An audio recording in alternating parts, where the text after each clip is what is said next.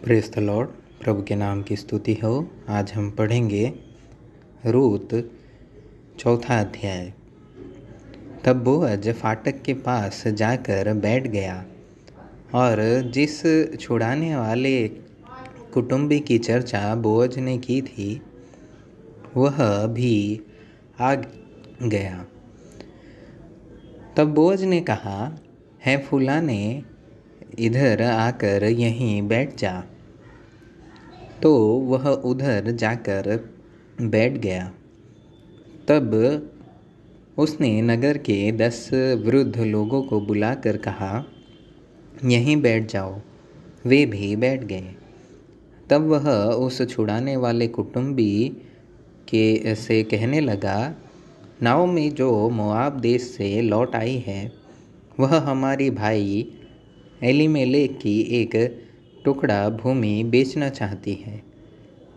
इसलिए मैंने सोचा कि यह बात तुझको जता कर कहूँगा कि तू उसको इन बैठे हुओं के सामने और मेरे लोगों के इन वृद्ध लोगों के सामने मोल ले, और यदि तू उसको छुड़ाना चाहे तो छुड़ा, और यदि तू छुड़ाना न चाहे तो मुझे ऐसा ही बता दे कि मैं समझ लूँ, क्योंकि तुझे छोड़ उसके छुड़ाने का अधिकार और किसी को नहीं है, और तेरे बाद मैं हूँ।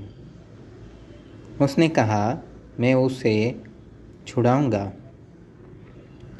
फिर बोअज ने कहा, जब तू उस भूमि को नाओमी के हाथ से मोल ले, तब उसे रूत मोआबिन के हाथ से भी, जो मरे हुए की स्त्री है, इस मंशा से मोल लेना पड़ेगा कि मरे हुए का नाम उसके भाग में स्थिर कर दे। उस छुड़ाने वाले कुटुंबी ने कहा, मैं उसको छुड़ा नहीं सकता। ऐसा न हो कि मेरा निज भाग बिगड़ जाए, इसलिए मेरा छुड़ाने का अधिकार तू ले ले, क्योंकि मुझसे वह छुड़ाया नहीं जाता। अगले समय मैं इज़राइल में छुड़ाने और बदलने के विषय में सब पक्का करने के लिए यह व्यवहार था कि मनुष्य अपनी जूती उतार के दूसरे को देता था।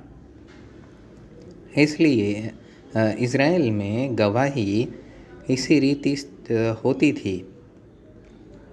इसलिए अब उस छुड़ाने वाले कुटुंबी ने बोअज से यह कहकर कि तू उसे मोल ले, अपनी जूती उतारी। तब बोअज ने वृद्ध लोगों और सब लोगों से कहा, तुम आज इस बात के साक्षी हो कि जो कुछ एलीमेलेक का और जो कुछ किल्योन और महलोन का था, वह सब मैं नाओमी के हाथ से मोल लेता हूँ। फिर महलोन की स्त्री रूत मोआबिन को भी मैं अपनी पत्नी करने के लिए इस मंशा से मोल लेता हूँ कि मरे हुए का नाम उसके निज भाग पर स्थिर करूँ। कहीं ऐसा न हो कि मरे हुए का नाम उसके भाइयों में से और उसके स्थान के फाटक से मिट जाए। तुम लोग आज साक्षी ठहरे हो।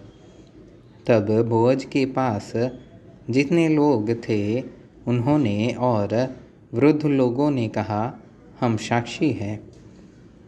यह जो स्त्री तेरे घर में आती है, उसको यहोवा इज़राइल के घराने की 2 उपजाने वाली राहेल और लिया के समान करे, और तू एप्राता में वीरता करे, और बैतलहम में तेरा बड़ा नाम हो।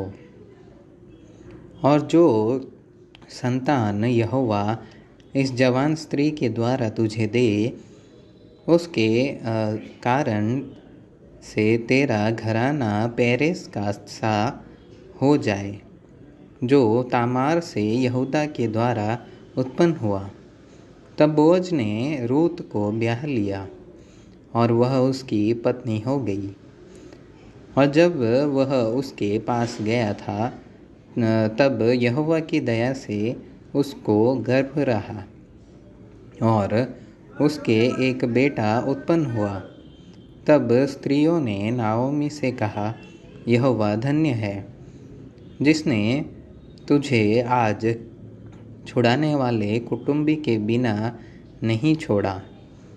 इज़राइल में इसका बड़ा नाम हो, और वह तेरे जी में जी ले आने वाला और तेरा बुढ़ापे में पालने वाला हो, क्योंकि तेरी बहू जो तुझसे प्रेम रखती और 7 बेटों से भी तेरे लिए श्रेष्ठ है, उसी का यह बेटा है।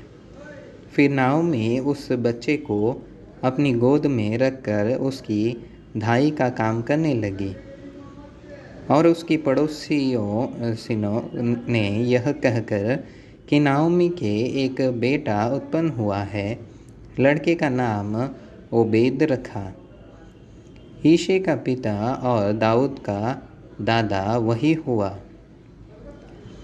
पेरेस की यह वंशावली है, अर्थात पेरेस से हेस्रोन और हेस्रोन से राम और राम से अबीनादाब और अबीनादाब से नहसोन और नहसोन से सलमोन और सलमोन से बोअज और बोअज से ओबेद और ओबेद से ईशे और ईशे से दाऊद उत्पन्न हुआ।